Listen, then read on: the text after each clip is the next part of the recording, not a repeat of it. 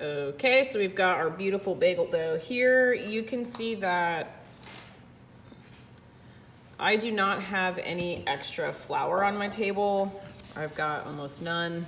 I do have the tiniest bowl in case I need it, but I probably won't because if you put too much flour down, your bagel will just slide around. It won't actually create the shape you're going for.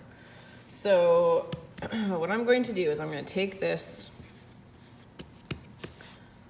bagel dough here and I'm going to divide it into 6 even pieces. If I wanted to, I could weigh this amount of dough and then divide the weight into how many bagels I want, and then that will give you a more precise measurement, but no need to really worry about it.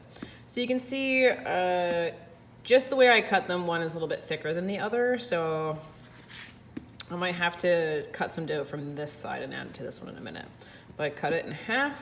I'm going for 6 bagels, so essentially I'm going to go like this and just cut these dough pieces into 6 pieces. If you don't have one of these, you can definitely just use any sort of kitchen knife that you have. What you want to avoid doing at any point is just pulling and ripping the dough, because that damages your structure and will give you a denser bagel. So if I was being insane, I could scale each of these and make sure they're about the same weight.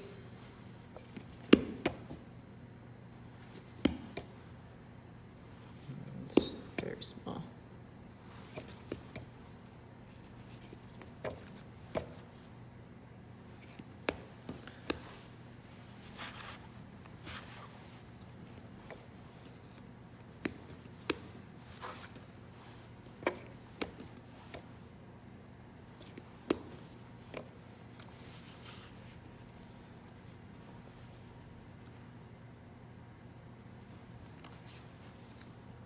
All right, so they're around 135, which is a pretty classic bagel size. So one thing you'll notice is that there's probably a little bit too much gas in your dough right now. What you need to do is degas. So I'm going to put a little bit of flour on my hands. So I'm essentially just sort of powdering the outside of my hands. Then what I'm gonna do is smush some of that extra gas out. Now, I'm not completely flattening it, but I'm just getting some of that gas out. A lot of people like to really go ham. You don't have to do that. You're just patting it so you have like an even surface. So next thing, I'm going to start rolling this around itself like this, but on the table. So I'm going to go round and around and around until I get this little tube rolled up. If you have uneven ends or it's a little bit wrinkly, that's gonna be fine. Just keep going. So I'm gonna just shape all of these bagels. Degassing and then rolling them into those little cigars.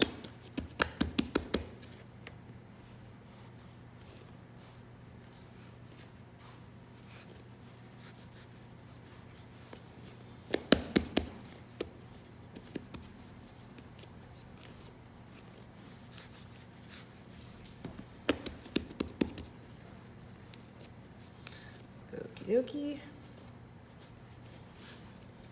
Now we just have one more. The reason why I do that is because that will prevent a big gas bubble from being inside the bagel once I shape it.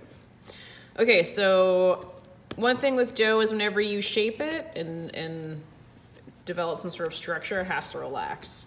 So this dough is just gonna hang out here for maybe a couple of minutes, and I will again put a bit of a damp cloth over top of them, and this is only gonna rest again for like 1 or 2 minutes.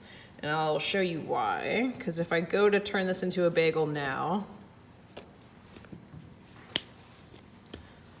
if I go in and try to stretch this outwards, it just shrinks back up. And that has to relax so the gluten doesn't snap back each time we try to shape it. So just let it hang out. I'm gonna put a little a little towel over these. And we'll be back in a few.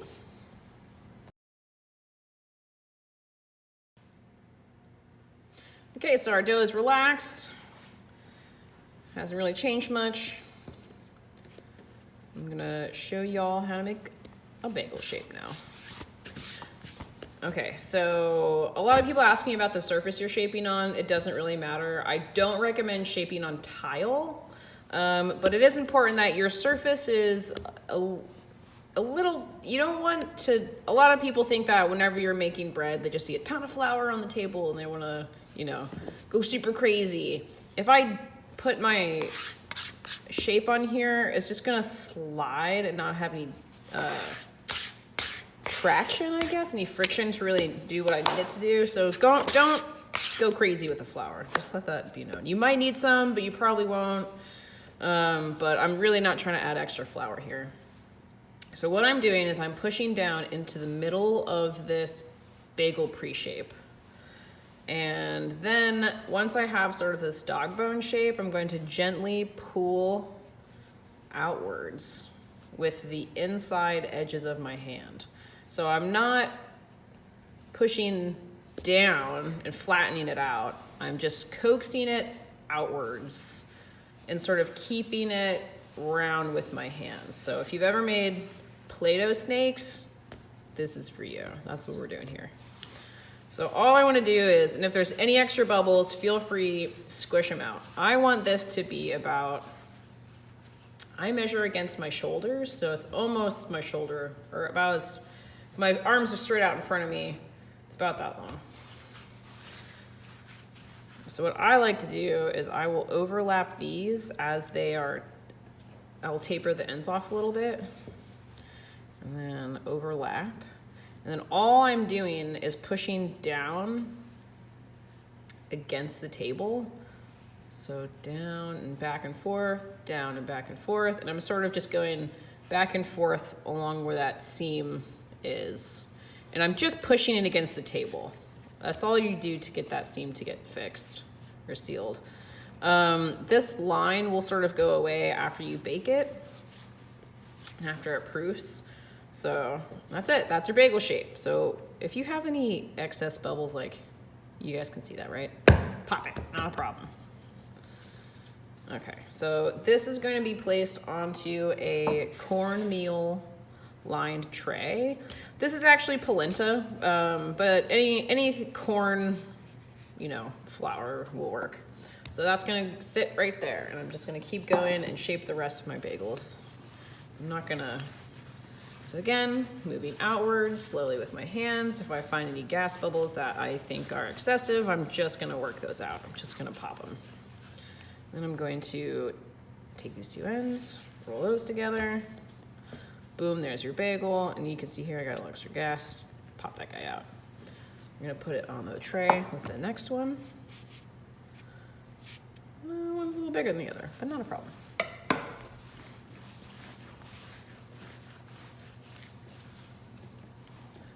Roll it over that.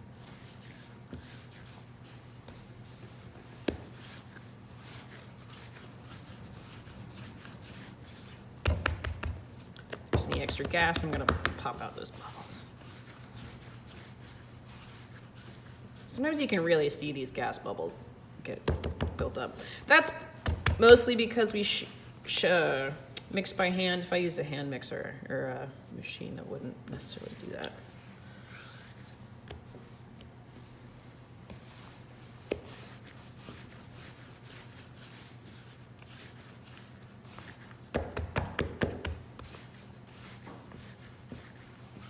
This one's gassy.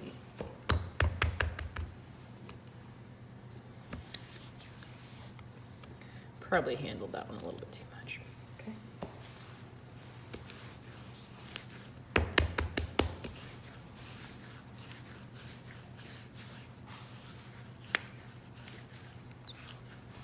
You can really hear me squeezing that extra gas out of this dough. Okay, overlap.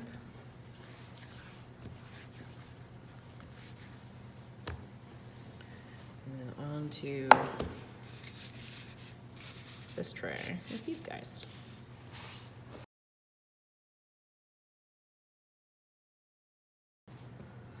So now what we do is we actually are going to ferment these in the fridge. I'm gonna talk about that in a second once I get you guys face to face. So I want to cover these pretty good with some plastic wrap. If I was being smart, I might spray them with a little bit of Pam so they don't stick to this parchment, but I'm not too worried about it. So that's it really for shaping bagels and making the dough. I think that hand mixing is really a good way to learn how to do mixed dough correctly, and also gives you a really good sense of the development of the gluten of the dough.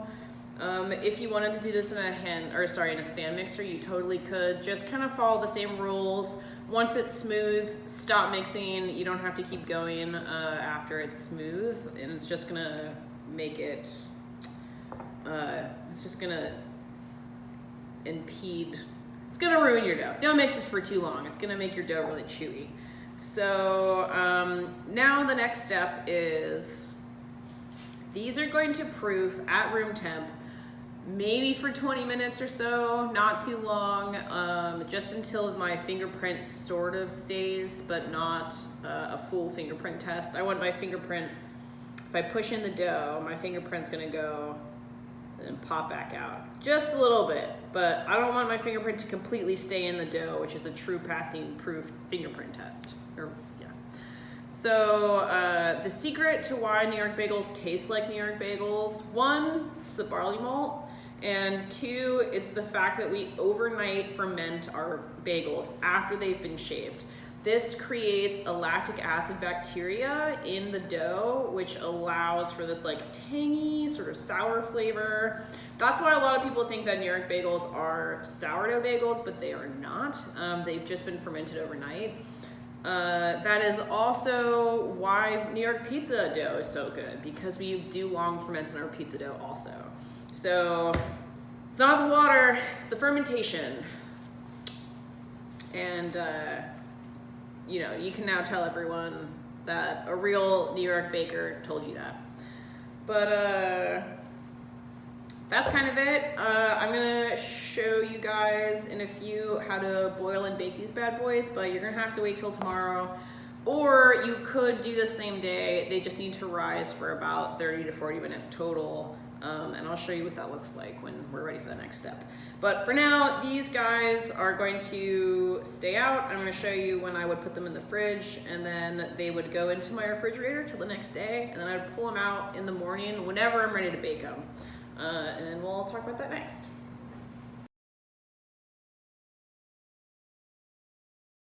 Okay, so we're getting ready to boil and bake our bagels. You can see they have fluffed up quite a bit. I need to gently remove this plastic. If I had sprayed it with a little bit of Pam, that would have been smart of me, but I did not do that. So now I'm going to just gently remove this plastic wrap.